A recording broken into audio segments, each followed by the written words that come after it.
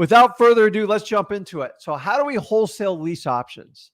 And I'm here to tell you, this is going to be even so the word wholesale lease options already in there. So all you guys understand how to wholesale. So I'm not even going to teach you that part. I'm just going to teach you the lease options and how it marries to your wholesale operation. And you're going to be surprised with like some of the stuff, especially if you've never seen it before. So listen, when it comes to real estate, there are basic rules. And here, this rule will never change. I don't care where you are in the world. I've been all over the world, and I'm telling you, when you buy a piece of real estate, you have the option of getting the best price possible or the best terms possible. Okay? The person who tries to go into the middle usually screws the deal up really bad. So if we're wholesalers, guys, put in the comments here, if we're wholesaling, which of these two are we looking for? I'm not even going to answer it. The predominant answer should come out. If we are wholesaling, are we focused on price or are we focused on terms? Predominantly. I know sometimes it's a little bit of a mix, don't get me wrong, but you've got to understand the key difference in these phrases. So let me know. I'll wait for the comments. So Brandon's got it right. Facebook Stu's got it right. It's price. So how do we shift from a mind where all we do is focus on getting discounted price and moving them fast to another cash buyer? We're going to do the reverse when we do wholesaling on lease options. And I'm going to show you how this works. So when we do lease options, we don't ignore price, but we never fight price because you already know the price is probably going to be stupid. Okay.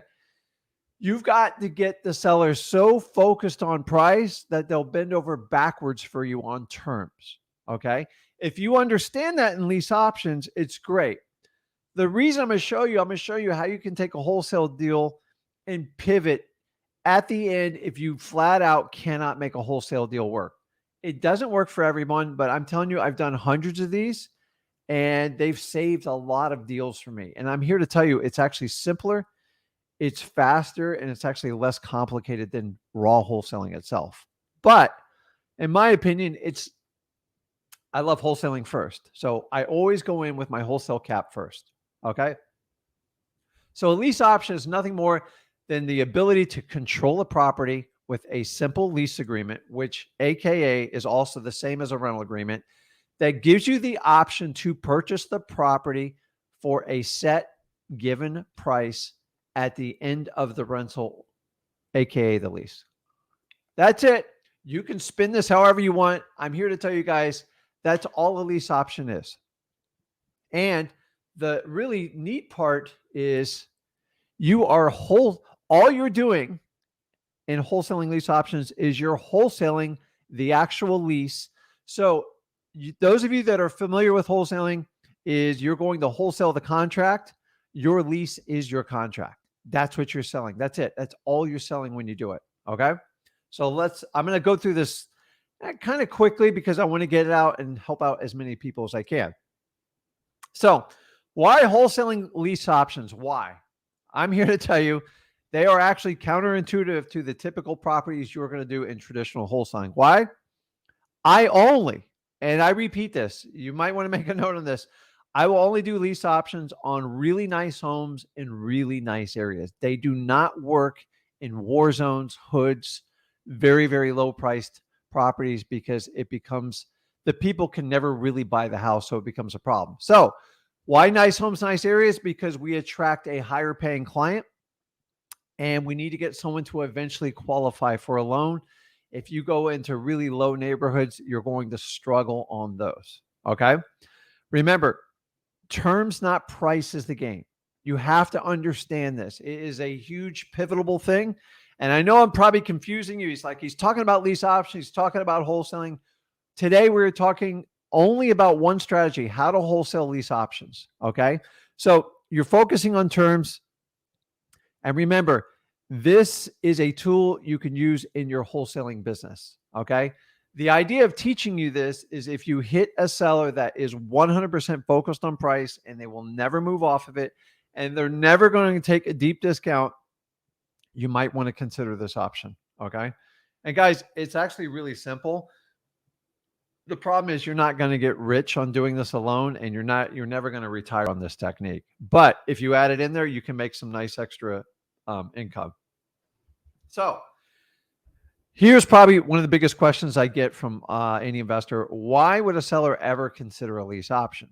Well, I want you to think about this. They never start off thinking, hey, I want a lease option. And to be honest with you, it is never a predominant thought in a seller's mind. It comes because something didn't happen in their life.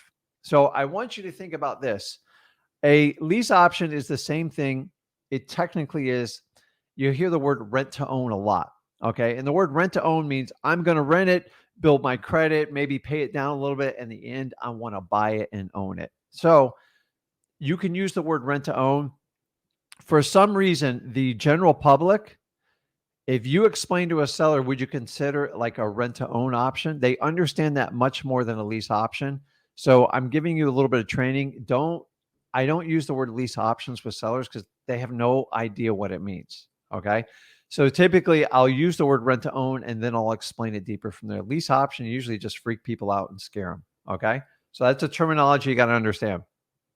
So why would they consider a lease option? Most of the time, you ready for this? They have tried the realtor route and it's failed them miserably. Okay. So guys, we're in a current market cycle right now where listings they're getting a little more stagnant. I know depending on what part of the part of the country you're in, but most of the time, all, if not 100% of mine have come from what I call a tired listing. What's a tired listing? A property that's just not moving on MLS. Okay. Remember, when somebody puts a property on market, they are dead set on selling it. But sometimes they put in like ridiculous numbers and it doesn't work from that. Let's see here. Unbelievable. Okay. So also, a seller that only focuses on a full price offer is perfect for this. So if it's sat on the MLS for a while and they will only take their full price offer, I promise you, you can find people that fall in this category. Guys, I'm telling you, like the last 3 years, almost everyone's fallen in this category other than the tired listing part because everything flew off the shelf. Okay. So let's talk about the parts, the wholesaling lease options, because you're probably thinking, this is going to be way too confusing. I'm telling you, it's super simple. Okay. Number one, you have a lease agreement. If you don't know what a lease is, it's a fancy word for a rental agreement. Don't let anyone ever talk you up about it. So, I just hate when people spam on this thing. Like, go ahead, people, post your stuff, like self-promotion. That's really cool. The second part of it is what they call a lease option agreement. Okay. So it's a combination of two agreements. One's the rental agreement. Everybody knows a rental agreement, typically 12 to 24 months. And then you have an option agreement. Okay. Options have been around since the churn of time, hundreds and hundreds of years, even before this country was established. Okay. An option is exactly what it says. It basically says they pay you a sum of money. It can be as little as $10. I typically pay $100, by the way. And then an X amount of time, maybe 60 months or 5 years.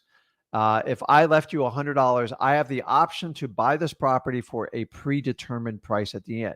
What happens if I don't buy it? Nothing. It expires. You lose that money and you move on. I love option agreements. I think they're really smart.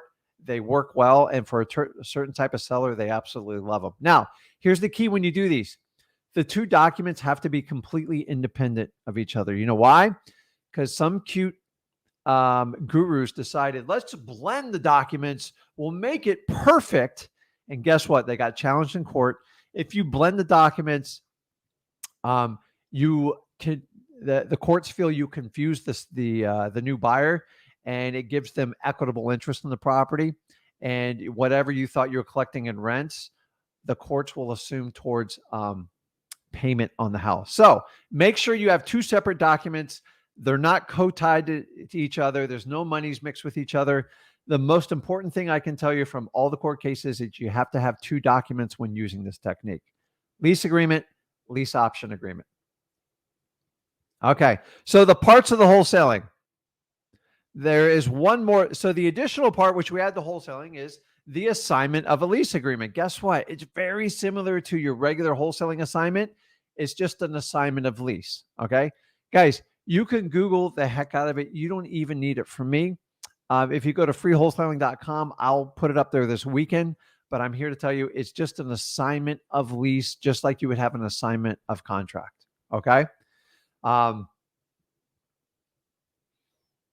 So Steve asked, hey, Rick, is this like subject to?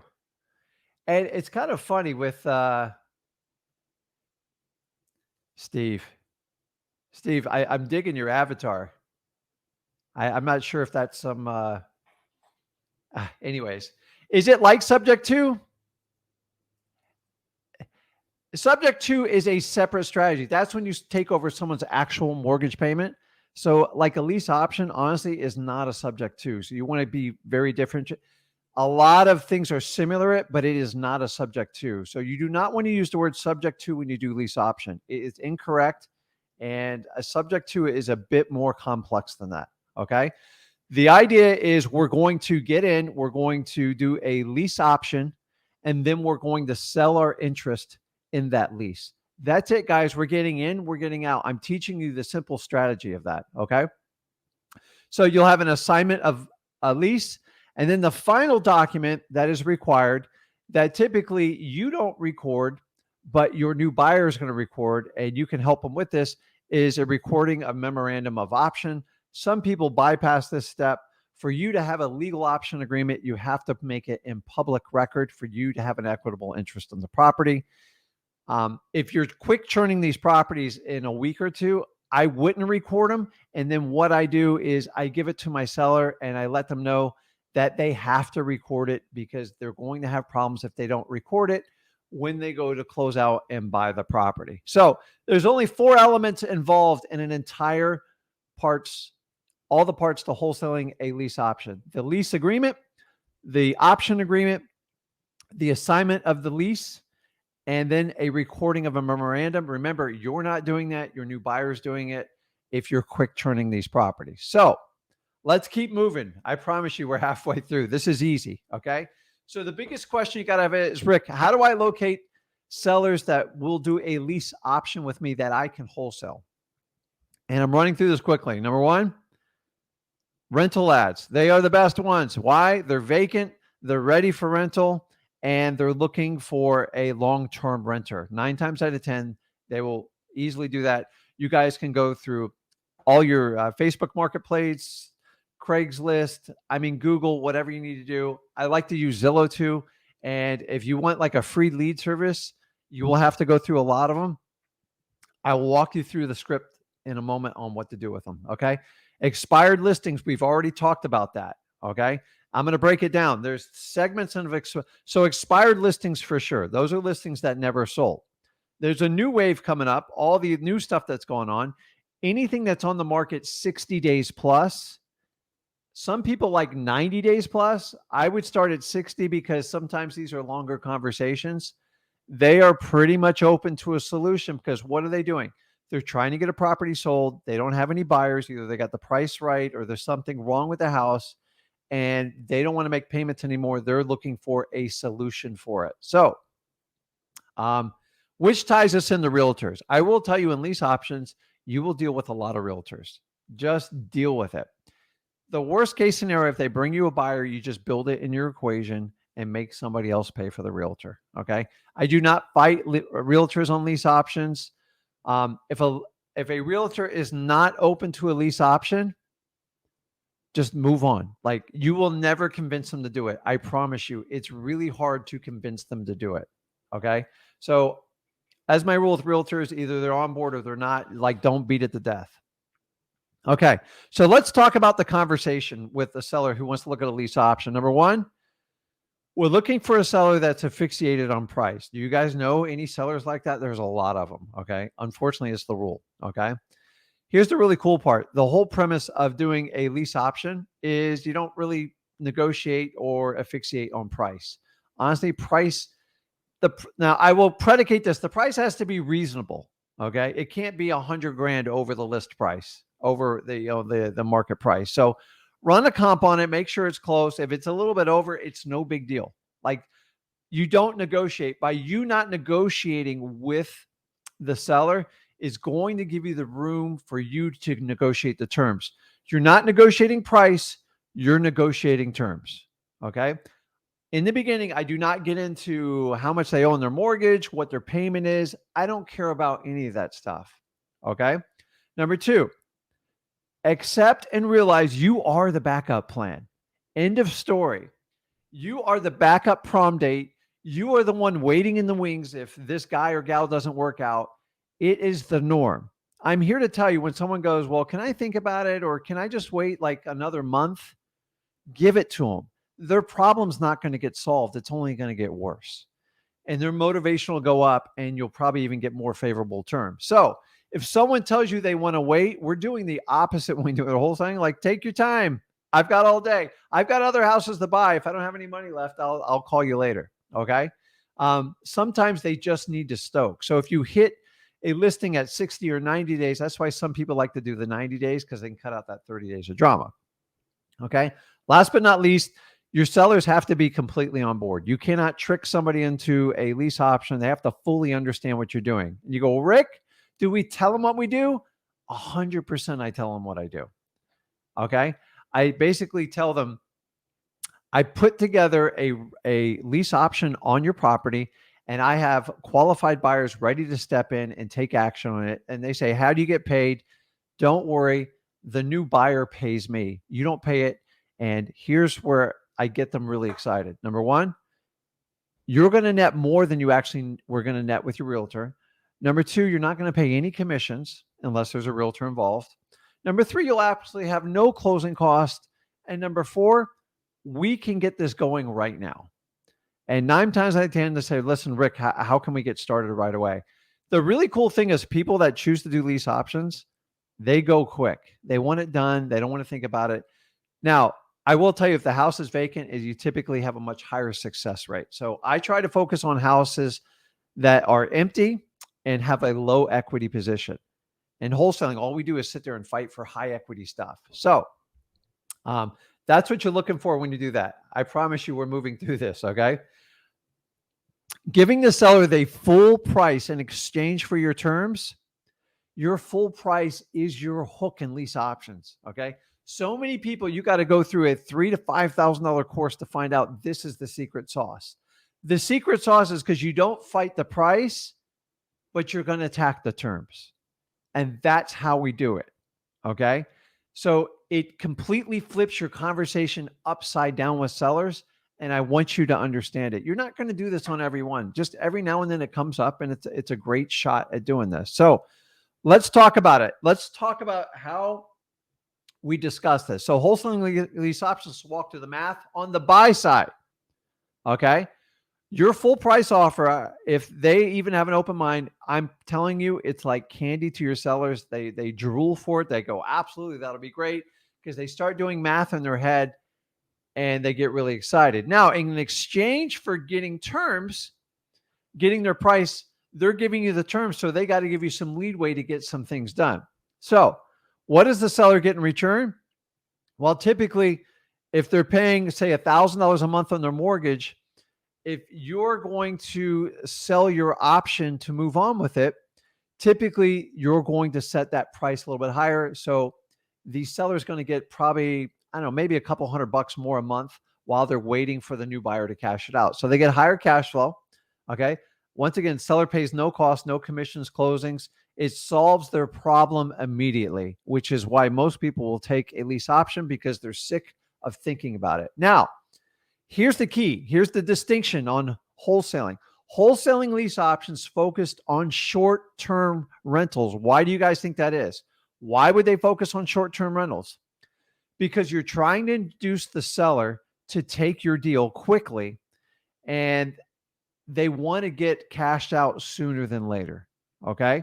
Now, if I'm going to do what we call a sandwich, we call it the sandwich method, which we stay in the deal, it's completely different. And we are talking about wholesaling lease options. Okay. So if you have a short-term rental, keep in mind, are you there to deal with it when the property comes comes up in 12, 18, or 24 months? No, your new buyer is. So it's the buyer that's going to deal with it. So you make it smaller. Why? To make it more attractive for your sellers so you can do more of these deals. If you're going to stay in the deal and do like a self-financing, what we call a wraparound, it would be different. You would probably drag it out 5 to 7 years. I'm going to do a whole nother video on that one. We're talking about wholesaling. So the really cool part is they're getting full price and they're getting a short-term rental, 12 to 24 months max. Okay. Most buyer goes, well, I can wait 12 months to get that because I'm going to make like $40,000 more.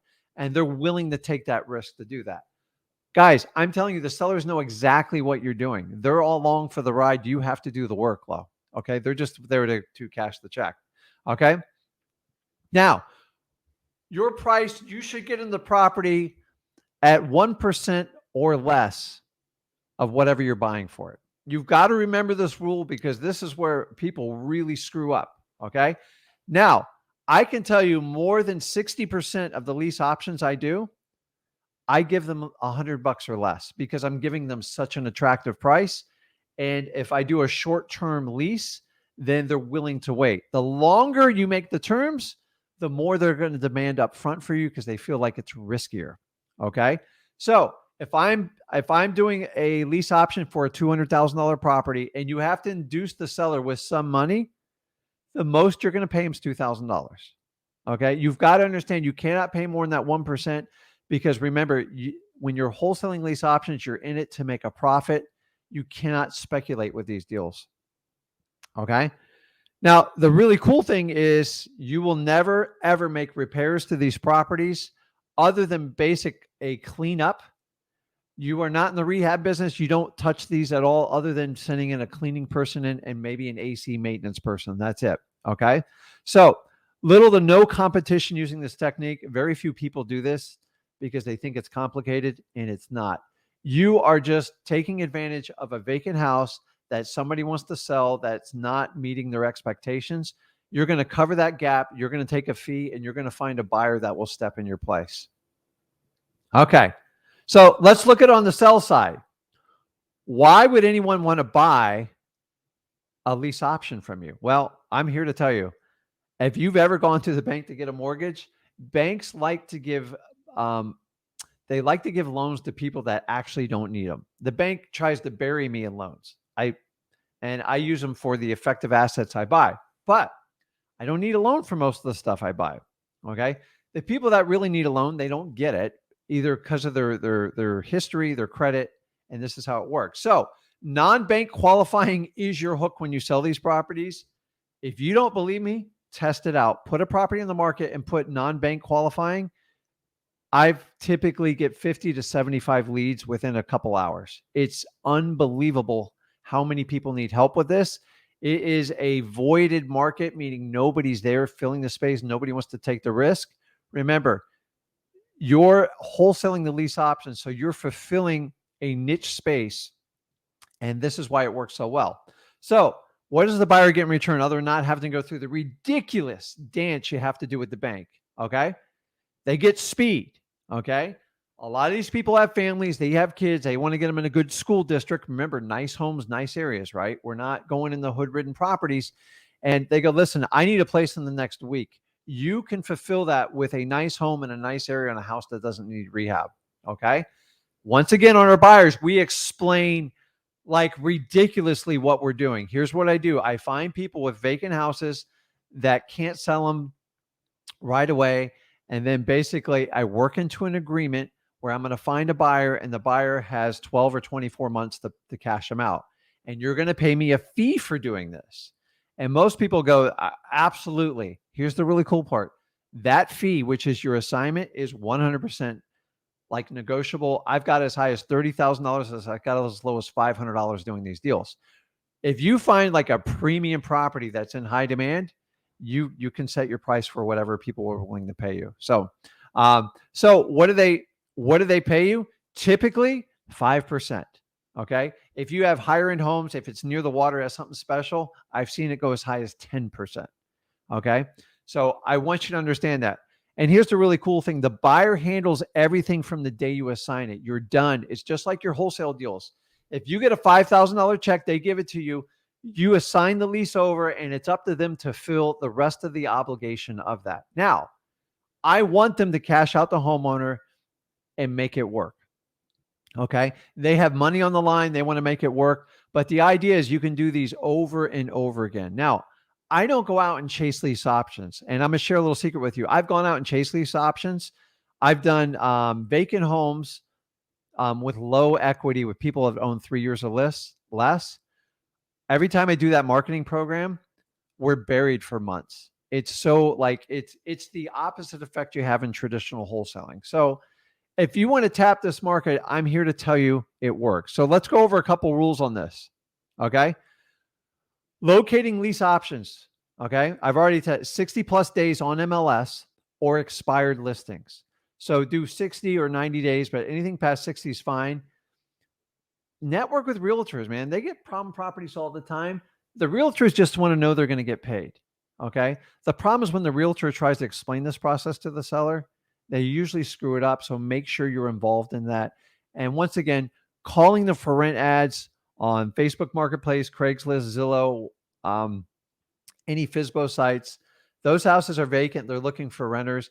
And here's the simple ad copy I use when I cold call them. I said, listen, I see your rental here. It looks really nice.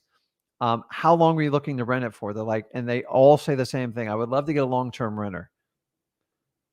If I could get you a long-term renter, would you consider us being able to buy it at the end of that rental?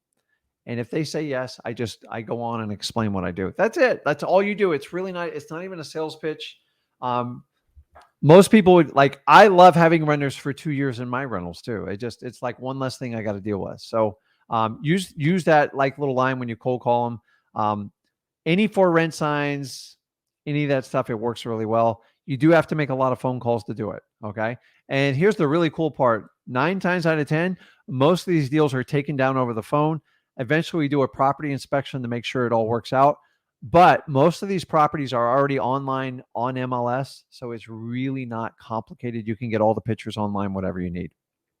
Okay. So let's talk about buyers for your lease options. They don't qualify for a traditional mortgage. You got to make sure they have good, stable income and a good job history. Okay. You can pull their credit. It's going to suck.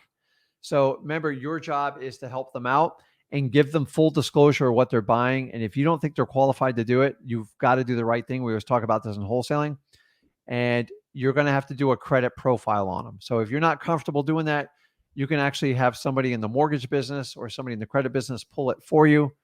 And then the idea is I usually refer them to a credit repair person when I close my deal out to make sure they live up to their end of buying the property. So, all you have to do is remember this one simple rule in wholesaling lease options. Okay.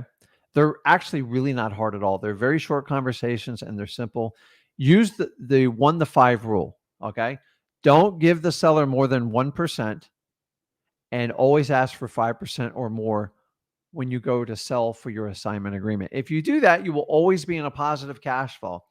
If you're going to give the seller like wild numbers, like 10 or 20 grand for an option, you could get in trouble really, really quick in this business. So if you're doing the wholesaling method, the 1 to 5 ratio, it's always saved. It's always worked for me. And that's why I tell you, I go ask 1%. And by the way, I don't always give 1%, but a lot of times they work out to be about 1% to induce them to enter into the deal. Okay. Remember, guys, if you're like, okay, well, Ricky, there's some risk. There's risk, but remember, your seller is willing to wait to get more money in their pocket, and they understand there's a risk if the deal doesn't close, but they're covered in their payments. They get some sort of option fee up front, and they understand if that seller doesn't work out, they move on and they just relist the house. Remember, the house is still in the original seller's name. It's never in your name. And so this isn't going to be an effect on it. So guys, I use this in my regular wholesaling business. Let me pull this off of here. And it works real well. It's not predominant. I don't do a ton of them because I don't really need to do them. But when I was struggling for deals, I did this stuff all the time. Sometimes I had a seller, he was in another state. He was stuck on a price.